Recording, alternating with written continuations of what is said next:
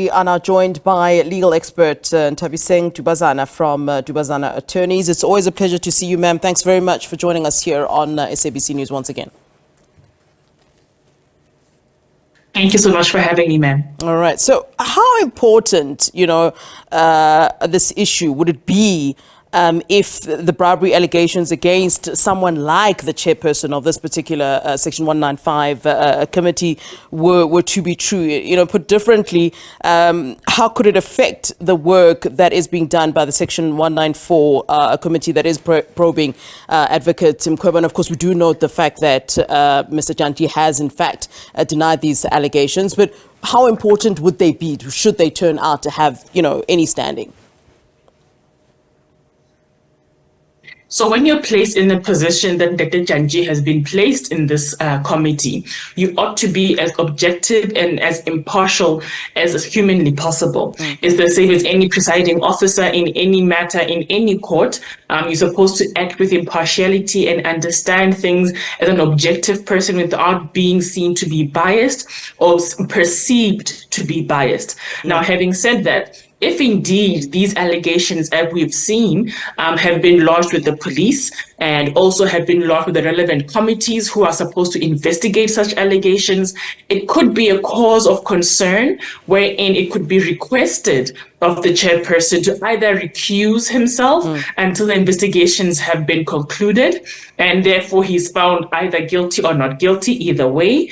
And therefore everything that has happened thus far, the new chairperson would have to take over. So in normal court cases where such a situation happens, the person who takes over the matter either makes a decision to start the matter de novo, which is from scratch, or it would be a situation wherein now transcripts have to be brought to the new presiding officer for him or her to familiarize themselves with what has been happening and then be able to proceed with the matter. Yeah. Look, it's no secret that, of course, Advocate Mkhweban'es has been having particular issues with the chairperson. And in fact, there was a plea for him to, in fact, recuse himself, which, of course, that failed. Do you see this as, what Mr. Jantyi has said himself, as a quest to sort of, or attempt rather, to derail this process? Is that the likelihood? And if so, to what end?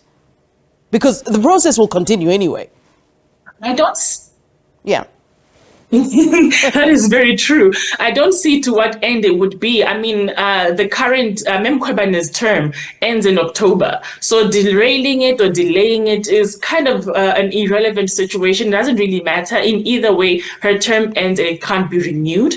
And if the process even of impeachment doesn't conclude by the time her term ends, then this whole situation that we're dealing with, Section 194, will be for naught.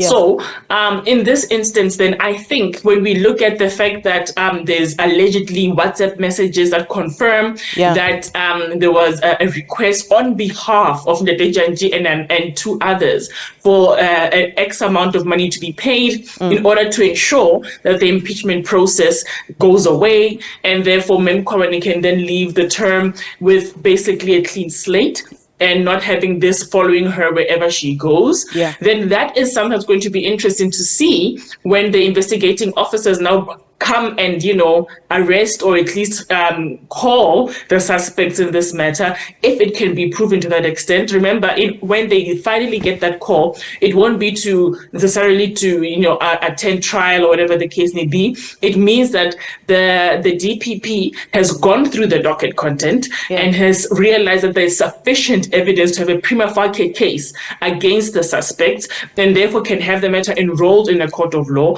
and then take it from there. So now the question is, would it be a situation of, would it be going through the criminal justice system and what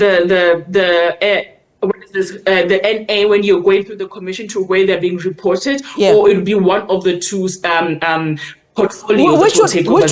which would make more sense then? I mean, she's already started the process. I mean, let's not forget that the public protector has already lodged a complaint with the speaker. And in fact, the speaker said she won't be getting involved or entertaining Advocate Mkhweban'es' complaints. So clearly, one would assume she's going to take it a step further. So when we're talking about these particular steps, and I think you've painted two scenarios here, which is the easiest, most likely, or the best way to perhaps take the process forward?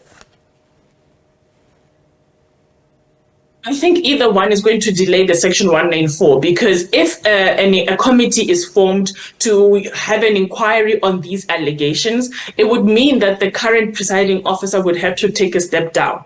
So they would have to now they would be the subject of investigation. Yeah. So you can't be a subject of investigation in one inquiry, and then in the other inquiry, you're the chairperson or the presiding officer therein, where you're supposed to adjudicate objectively. And the person that you're supposed to be adjudicating objectively is the person who lodged a complaint against you in another forum. Yeah. Even if it goes to the criminal court, it'll be the same situation. I mean, I think we can mirror it to Ntezuma's matters that are going on between him and Mkhweban'es and Nthabiseng. So it can't be, it's a situation wherein when eventually these two matters are sorted out, then the court that's actually hearing the main matter will then have to make a decision whether or not they should continue with the prosecutor being Nthabiseng or moving on with somebody else. Yeah. This kind of mirrors that kind of situation that we've been through those cases. Yeah, and the fact that, I mean, there are these allegations, I mean, you know, we're hearing that there might be proof in terms of SMS exchanges or WhatsApp exchanges, whatever the situation is. But even without that, the fact that there are these allegations, could they themselves give the public protector a leg to stand on in terms of, you know, some of the assertions she's made against the chair being biased? I mean, the allegation on its own, is that important?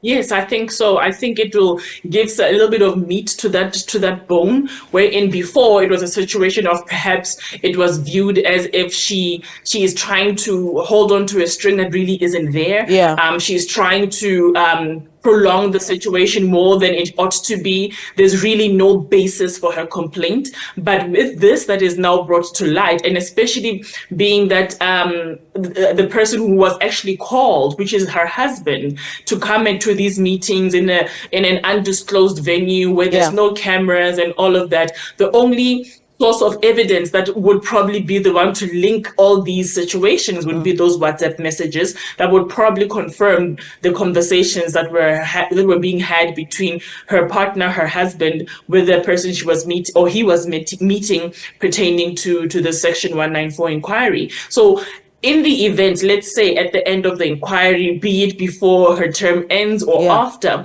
she is indeed found to have, you know, shortfalls and she's impeached. She can use this as a basis of review, that whilst in the middle of my hearing and my inquiry, even before these bribery allegations, I have been saying that this process is very biased against me. Can I have somebody else who will be impartial? And they weren't listened to. And now here are these allegations.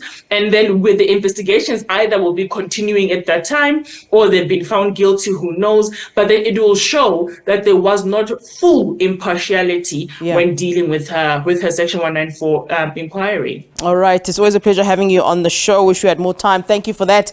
Nthabiseng Dubazana from Dubazana Attorneys.